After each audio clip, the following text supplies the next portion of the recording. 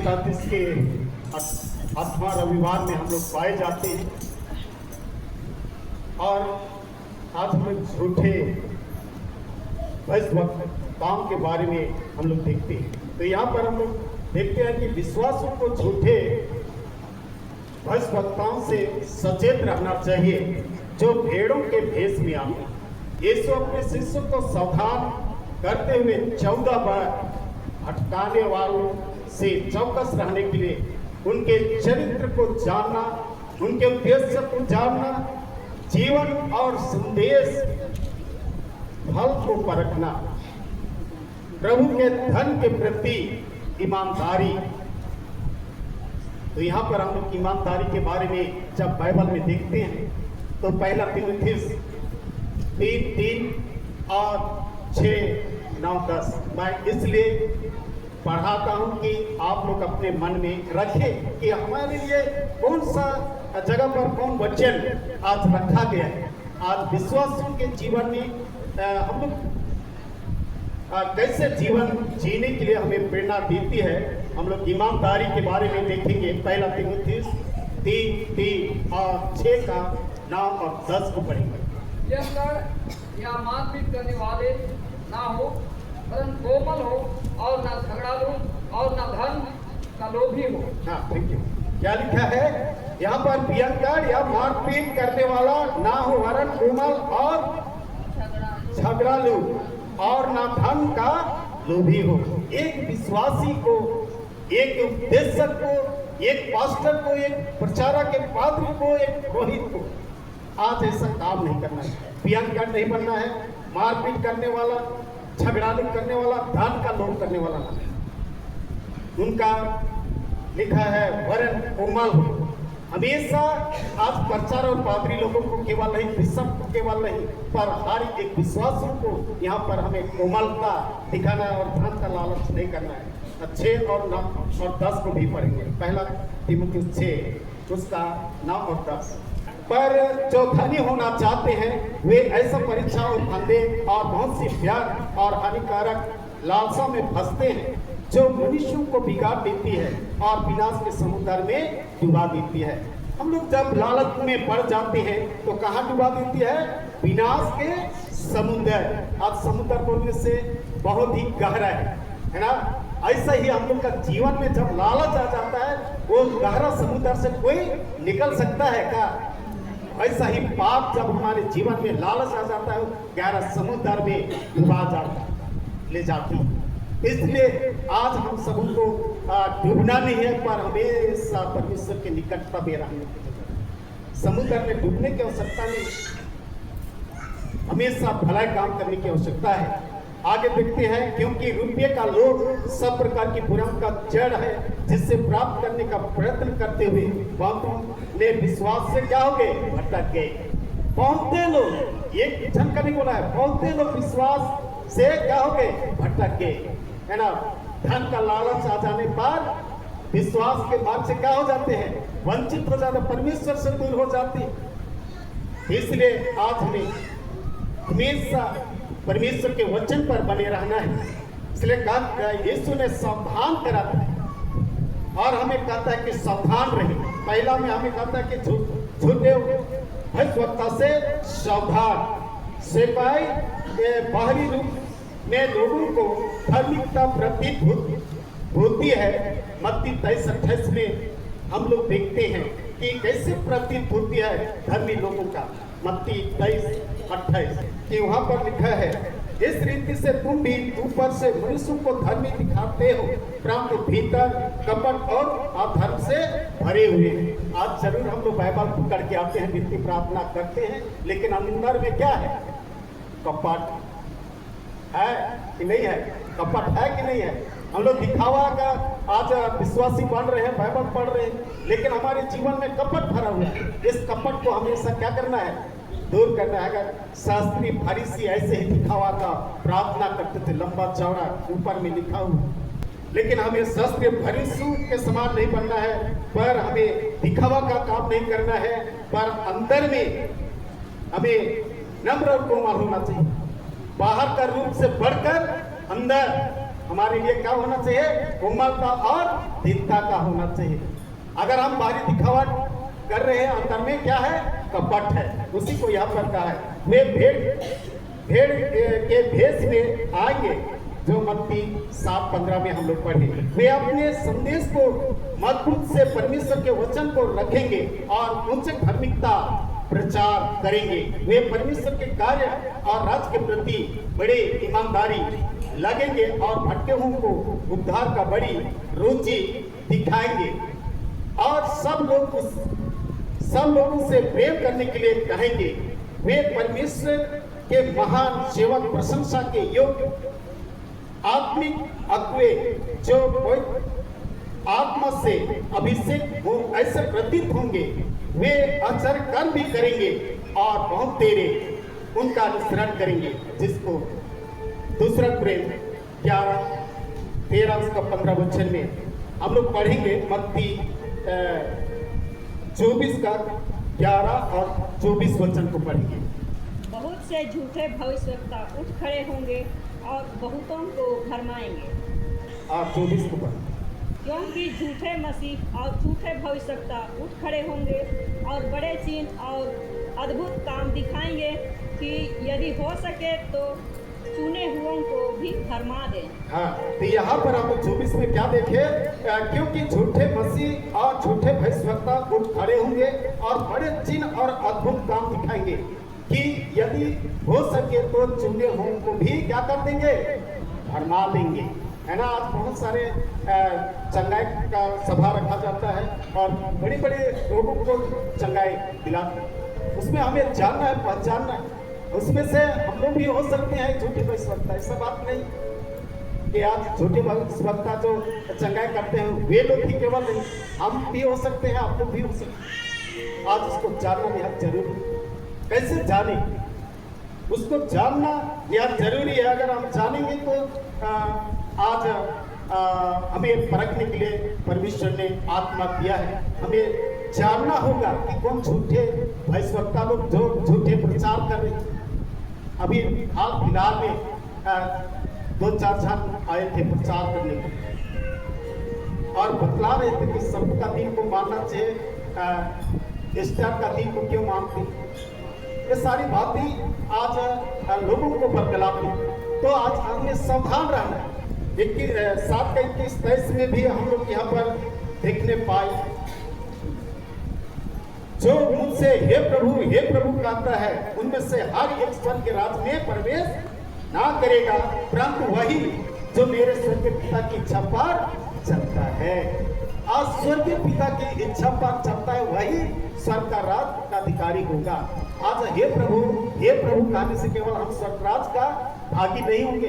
आज क्रूस का चिन्ह लगा देने से ही केवल स्वर्ग का राज का भागी नहीं होंगे, लेकिन परमेश्वर का वचन को जब हम विश्वास करते हैं, उस वचन पर चलते हैं, तभी हम जीवन को प्राप्त कर सकते हैं। इसलिए आपने कहा था भीड़ से अलग और जीवन में लालच और विलासिता से भरे होंगे। है ना, ये विलासिता से भरे होंगे, जिसको मत्ती रचित सुसमाचार 23:25 में हम लोग देखने पाते हैं। वहां पर लिखा है, हे कपटियों, शास्त्रियों और फरीसियों, तुम पर है, तुम कटोरे और थाली को ऊपर से मांजते हो, परंतु भीतर अंधे और असंयम से भरे हुए हैं। क्या बोल रहा है कि थाली सब लोग मांजते हैं ना, हम लोग मांजते किस लिए? साफ होगा, चमक होगा। तो आज थाली को मांजने के लिए हम लोग जानते हैं, उसी तरह से हम भी अपने जीवन को मांजने के लिए सीखे। है ना, आज थाली चमक होती है वो बाहरी, उसमें अंदर में क्या क्या लगा हुआ कोई नहीं जानता है। आज मनुष्य का जीवन भी उसी तरह से है। ऊंचे ऊंचे पद पर बैठने के लिए, ऊंचे पद पाने के लिए अच्छा धार्मिकता का काम करते हैं, लेकिन अंदर में क्या है? कपट। क्या है? कपट। असंयम से, अंधेर से भरा हुआ है ना। कपट कहने का अर्थ है अंदर में अंधकार भरा हुआ है, दिखाने का काम कुछ और हम लोग अंदर में कुछ करता है। इसलिए आज अपने जीवन को टटोल के दिखना है कि हम अंदर में कितना भक्ति, भान, प्रेम, दया, अनुग्रह का जीवन जीते हैं। इसको अपने आप को जानना और पहचानना है।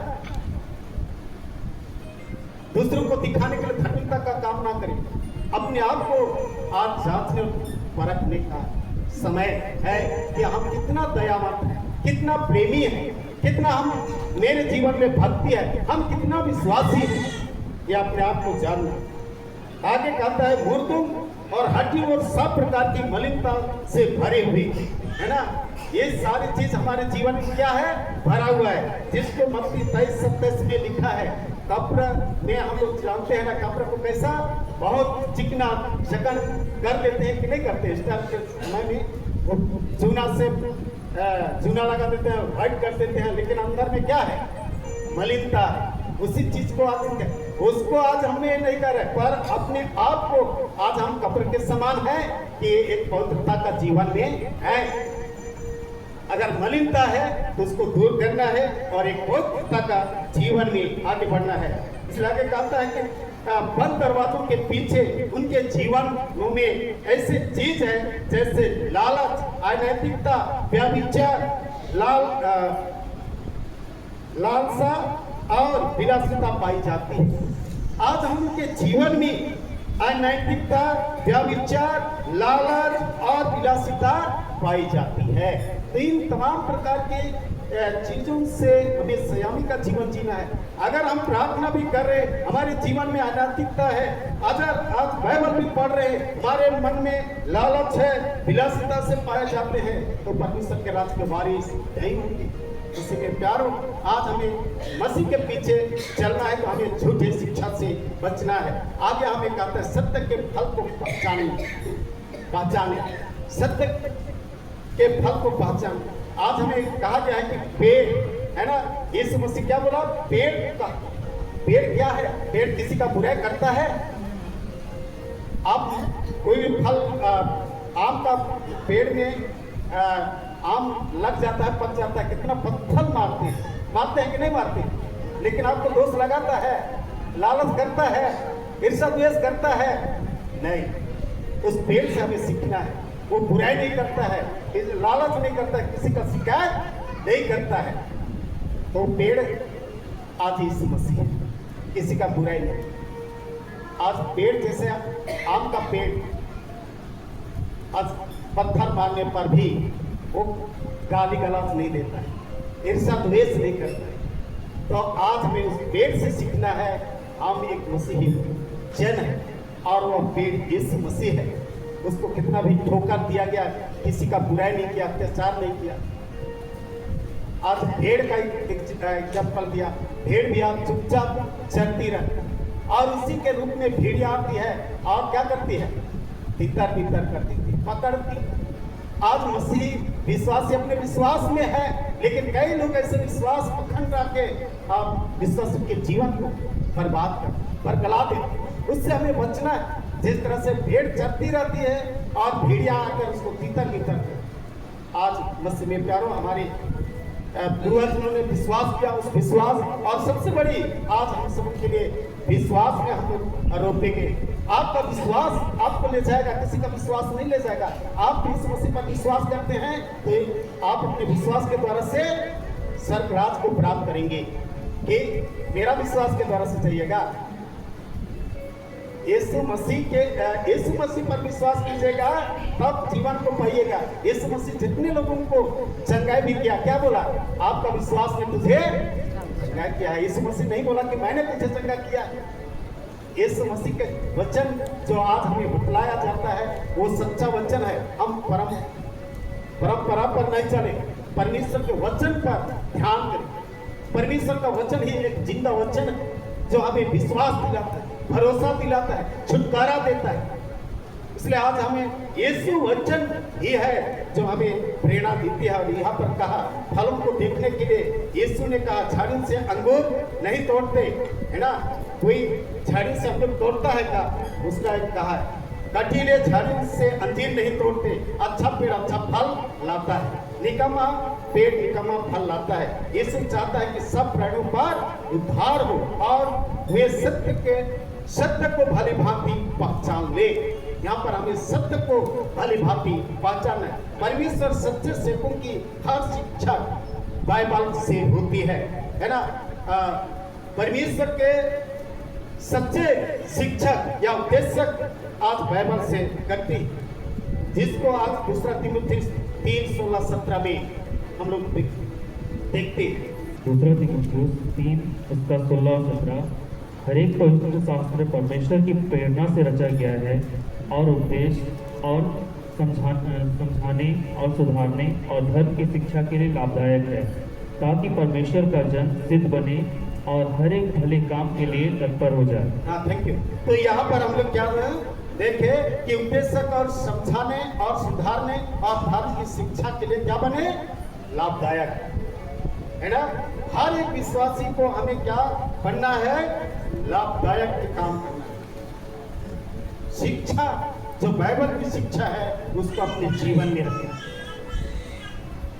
17 में कहता है ताकि परमेश्वर जन सिद्ध बने और हर एक भले काम के लिए तत्पर हो जाए, है ना। हर एक विश्वासी क्या बने, सिद्ध बने और भले काम के लिए क्या हो जाए, तत्पर हो जाए। भले काम करने के लिए हम लोग को हमेशा तत्पर है, लेकिन आज हम भले काम करने के लिए सब लोग पीछे रहते हैं। बुरा काम करने के लिए सब लोग हम लोग क्या रहते हैं, आगे। लेकिन भला काम करने के लिए कोई आगे आता है, कोई नहीं। तो इसलिए आज वचन हमें कह रहा है कि भले काम करने के लिए तत्पर रहे, लेकिन भला काम करने के जगह में बुरा काम करने के लिए हम लोग तत्पर रहे। आज मसीह में प्यारों, आज हमें भले काम करने के लिए तत्पर रहे। सत्य का फल मनुष्य का रीति और परंपरा के मानने से बढ़कर परमेश्वर का वचन। आज तो परंपरा पर अधिक जोर देते, ऐसा होना चाहिए, लेकिन परमेश्वर का वचन को नहीं कहते कि ऐसा कहा गया है, बोलते हैं नहीं बोलते। परमेश्वर का वचन ऐसा कहा गया है, लेकिन परंपरा पर अधिक कहीं पर भी मेहमानी लोटा पानी होता है ना, वहां पर अरे पादरी साहब जल्दी जल्दी कर दीजिए, लेकिन क्या बोलते हैं, तेल फूल लगाना को भी कितना देरी हो जाएगा, छोड़ने वाले नहीं है। परंपरा को प्राथमिकता दे रहे, देते हैं कि नहीं देते। उपदेश सुनना नहीं चाहेंगे, लेकिन परंपरा जो है उसको बहुत ही धीर और जोर शोर के साथ करते हैं। कितना भी टाइम लग जाएगा नहीं छोड़ेंगे, लेकिन परमेश्वर का वचन जब बांटा जाएगा जल्दी कर दीजिए, जल्दी। लेकिन तेल लगाना और ये क्या बोलेंगे, पाउडर लगाना, फूल घोसना तो कभी नहीं छोड़ेंगे। उस समय देरी नहीं है, लेकिन परमेश्वर का वचन जब बतला दिया जाएगा तो देरी। तो इसलिए आज हमें परंपरा पर जोर नहीं देना है, परमेश्वर का वचन जो कहा है इस पर हमें जोर देना है। और एक पेड़ के पास आना, जिसको परमेश्वर का जीवता वचन प्रकाशित वाक्य 22:14 वचन में लिखा है। वहां पर लिखा है, धन्य वे हैं जो अपने वस्त्र धो लेते हैं, क्योंकि उन्हें जीवन के वृक्ष के पास आने का अधिकार मिलेगा और वे पापों से होकर नगर में प्रवेश करेंगे। वो हम लोग पेड़ के बारे में या वृक्ष के बारे में देख रहे थे कि वह वृक्ष जिसमें फल लगता है उसको मारने पर भी वो किसी का शिकायत नहीं करता है ना, चुपचाप रहता है। वह यीशु मसीह ही है जो जीवन का वृक्ष। उस वृक्ष के पास आने का अधिकार हमें मिलेगा और वे फाटकों से होकर नगर में प्रवेश करेंगे, जिसको यहाँ पर हमारे लिए वचन में कहा गया कि वह फाटक, वह नगर यरूशलेम ही है जो 12 गोत्रों का है। उस फाटक में रहकर लोगों का न्याय। तो इसलिए आज वह फाटक के पास आने का अधिकार, मतलब 12 गोत्रों का 12 सिंहासन जो आज हम सबों के लिए रखा गया है, वही है 12 फाटक। उस फाटक के पास आने का अधिकार मिलेगा। तो मसीह में प्यारो, यहाँ पर लिखा है 21 का 21 में 12 फाटक 12 मोतियों के थे, एक एक फाटक एक एक मोती का बना था। नगर की सड़क स्वस्थ और कांच के समान शुद्ध सोने की थी। ऐसा फाटक में हम लोग प्रवेश करेंगे जब परमेश्वर का वचन को सुनेंगे। यहाँ पर लिखा है मोतियों के थे, एक एक फाटक एक एक मोती का बना था। नगर की सड़क स्वस्थ और कांच के समान शुद्ध सोने की थी। ऐसे नगर, ऐसे फाटक तैयार किया हुआ है। उस फाटक में प्रवेश करेंगे। कितना आनंद, कितना खुशी हो। इसलिए आइए आज प्रभु यीशु मसीह हम सबों के लिए ऐसा स्थान नियुक्त किया है। उस नियुक्त किया स्थान में आज पहुंचने के लिए अपने आप को शुद्ध करें, पवित्र करें और परमेश्वर के वचन पर विश्वास करें। अब परंपरा पर नहीं, पर आज परमेश्वर के वचन पर मन लगाए। और आज भेड़ियों के समान, आज भेड़ों को तितर बितर, मतलब विश्वासों को तितर बितर करने के लिए लोग आते हैं। आज जिस विश्वास में बुलाए गए हैं, उसी विश्वास में हमें बने रहना है। यीशु ने कहा, मेरे भेड़े मेरे साथ सुनती है, मैं उन्हें जानता हूँ और वे मेरे पीछे चलती है। ये उन्हें 5 संदेश में आप लोग देखते हैं। हमें यीशु के द्वारा से बताए गए बातों को पहचानना है, ताकि हम झूठे भविष्यवक्ताओं प्रचार को आसानी से पहचान सके। आज झूठे भविष्यवक्ता का प्रचार प्रसार जो किया जाता है, कई लोगों का मैं सुनने को मिलता है कि बहुत सारे लोग आज हड्डी का साधना साध करके चंगाई भी करते हैं। आज परमेश्वर का जीवित वचन को ही रखते हैं, लेकिन साधना कुछ है और परमेश्वर का वचन को रखते हैं, उसके द्वारा से भी चंगाई लोग करते हैं। तो आज हमें जानना है, आज परमेश्वर का जीवित वचन हमारे लिए दिया गया है। झूठे भविष्यवक्ताओं से सावधान रहना है और पेड़ के समान हमें बने रहना है। किसी का चुगलखोर नहीं करना है, पर परमेश्वर का वचन को अपने हृदय में बसाना है। जब हम परमेश्वर का वचन को बसाएंगे, तब हम झूठी शिक्षा को पहचान सकते हैं। परमेश्वर का वचन को अगर हमारे हृदय में नहीं है, तो हम लोग क्या हो जाएंगे? गड़बड़ा जाएंगे। कल एक आप बोल रहे थे, जमशेदपुर से आए थे, बोल रहे थे कि परमेश्वर पिता है तो परमेश्वर माता भी है। तो ऐसा प्रचार कर रहे हैं, परमेश्वर पिता और परमेश्वर माता भी है। बाइबल में हम लोग माता कहीं नहीं, लेकिन परमेश्वर पिता तो जरूर। तो ऐसा प्रचार कर, परमेश्वर पिता है तो परमेश्वर माता। तो आज हमें परमेश्वर का जीवित वचन हमें दिया गया है, इसको हमेशा ध्यान में रखना है और रखना है कि हम लोग को कपटियों के समान अब मांगने वाले आज दिखाने के लिए बाइबल को पकड़ के आएंगे और अच्छे जगह पे बैठेंगे, लेकिन अंदर में कपट नहीं। हमें अंदर का मन को हमेशा क्या करना है? शुद्ध करना है। तो आइए आज मन की शुद्धता प्रभु यीशु मसीह के देह और लहू के द्वारा से हमें क्या मिलता है?